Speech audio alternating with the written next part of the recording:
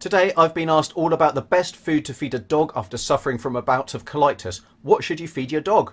Okay, and so my next question is from Amanda, and she says that her dog is recovering from a nasty bout of colitis. What food can I offer her to tempt her to eat again? So let's start off with what colitis is. So colitis is due to a problem in the lower intestinal tract, so not up by the stomach but lower down, and typically we'll see straining with sometimes with little produced, sometimes with a lot produced, and the hallmark really of colitis is that we have mucus or some blood or both, so really mucousy, bloody stool. Now, generally, colitis is actually due to a problem within the colon rather than the rest of the body. Now, if you've got vomiting and things like that, then that can be caused by things going on within the rest of the body. But if we've just got colitis, then typically it's a problem within the gut itself. So really, we want to be feeding a bland food that is easily digestible. So we want to be avoiding high fat foods, avoiding high salt foods, avoiding kind of rich foods, even though they're the ones that your dog may find most appetizing, most appealing. So we don't want to be using those because they're just going to irritate the gut. The gut's going to have a harder time digesting those, and that's going to perpetuate the diarrhea. Really, we then want to move on to the kind of the discussion. Do we want a home cooked diet or do we want a commercial diet? So there are various quality commercial diets out there, and they're specifically designed for intestinal recovery, so they're easily digestible. They contain prebiotics to encourage the good bacteria and discourage harmful bacterial overgrowth, and they're also complete diets, so they can be fed longer term without problems.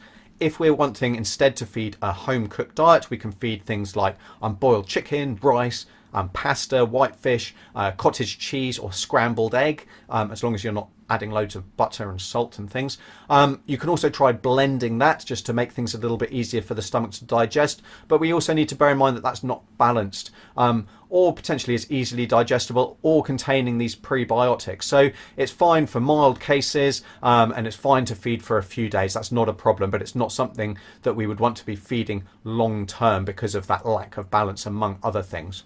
Now, something else we can think about is we can think about giving probiotics. So probiotics is giving kind of the bacteria that are normally found in the gut, giving a kind of an extra dose of those just to try and encourage the recolonization of the colon or of the intestines with these healthy bacteria. And that can speed up recovery, but actually they don't tend to make a huge amount of difference in the time frame for recovery. So it might be by half a day, it might be by a day, but it's not making a really significant improvement in that recovery time. And there's probably a number of reasons for that. We don't necessarily know the best bugs to include in these probiotics, and also the probiotic industry is unregulated and quality control is really poor. So we're giving live bacteria, so handling needs to be very careful. It needs to have been stored correctly. The manufacturing needs to have gone through some quite tight, strict kind of regimes to make sure that they're producing kind of live bugs. And the quality control is poor, so there have been tests that have looked into the different kind of concentration of live bacteria in some of these probiotics, and in some cases it's really tiny, or even it's non-existent. Certainly if you've got a product that's been sitting in the sun for a while, it's a bit old, then it may not contain any good bacteria left. So that's something to think about as well. That's not going to cause any harm, but it may be that you're just wasting your money.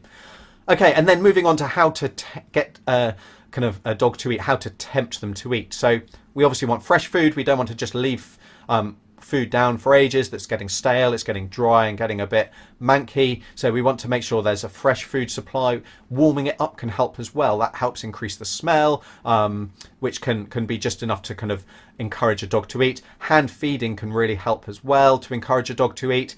But having said that, we get some pets that are private eaters, so they like to kind of eat by themselves. They don't like to be watched. And if your pet is one of those, if your dog prefers to eat by itself, then just leave them to it for 20 minutes in a room with their food and see what happens. Don't hover anxiously to see if they're eating, because that's only going to put them off.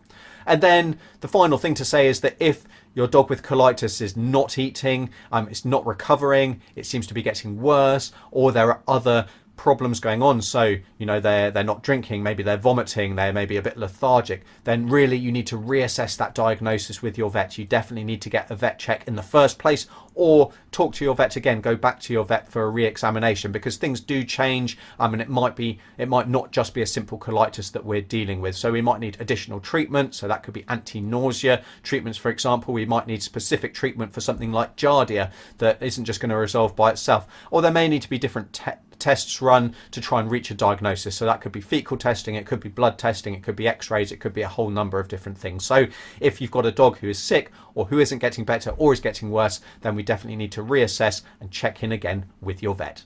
You've been watching the Dr. Alex Answers video podcast. Remember to subscribe and head over to dralexanswers.com for any links, downloads, and get your question answered.